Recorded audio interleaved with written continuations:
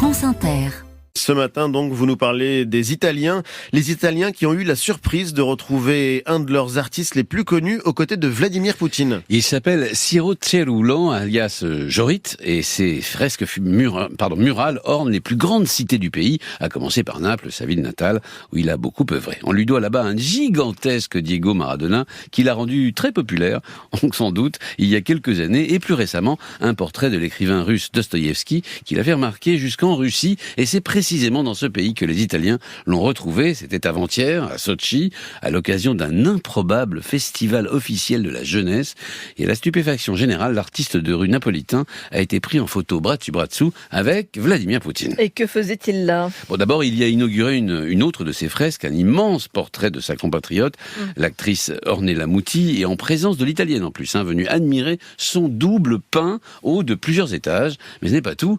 Jorit a obtenu du maître du Kremlin une sorte d'interview, histoire, explique-t-il, de montrer, je cite, à l'Italie que vous êtes un être humain, comme les autres, et contrer ainsi la propagande occidentale. Fermez les guillemets. Quant à Vladimir Poutine, il s'est laissé aller à un éloge des deux pays. La Russie et l'Italie ont en commun la lutte pour l'indépendance, ou leur indépendance, et le goût de la liberté que, comme nous, les Italiens portent dans leur cœur. Ça veut dire que Vladimir Poutine connaissait ce graffeur. En tout cas, il devait savoir que Jorit n'en était pas à sa première œuvre pro-russe. On lui doit aussi un immense portrait de jeune fille peint sur les murs de Mariupol, occupée et bombardée. Ce qui vaut à l'artiste la réflexion suivante. Nous, Russes, ça c'est toujours Poutine qui parle, nous avons toujours admiré l'art italien.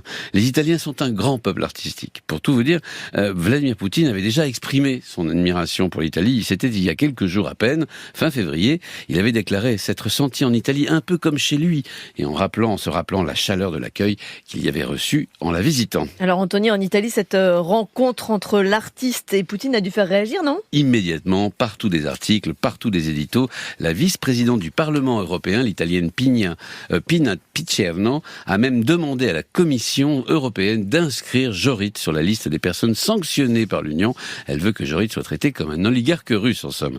Les réactions sont d'autant plus fortes et violentes que l'Italie officielle a beaucoup à se faire pardonner. Il n'y a pas si longtemps, en effet, Vladimir Poutine était accueilli en ami par une bonne partie de la classe politique. Ainsi, jusque dans les années 2010, Silvio Berlusconi le recevait dans sa villa sarde. Et en 2014, Matteo Salvini, aujourd'hui au gouvernement de Giorgia Meloni, s'était fait photographier sur la place rouge de Moscou, arborant un superbe t-shirt armé de Poutine.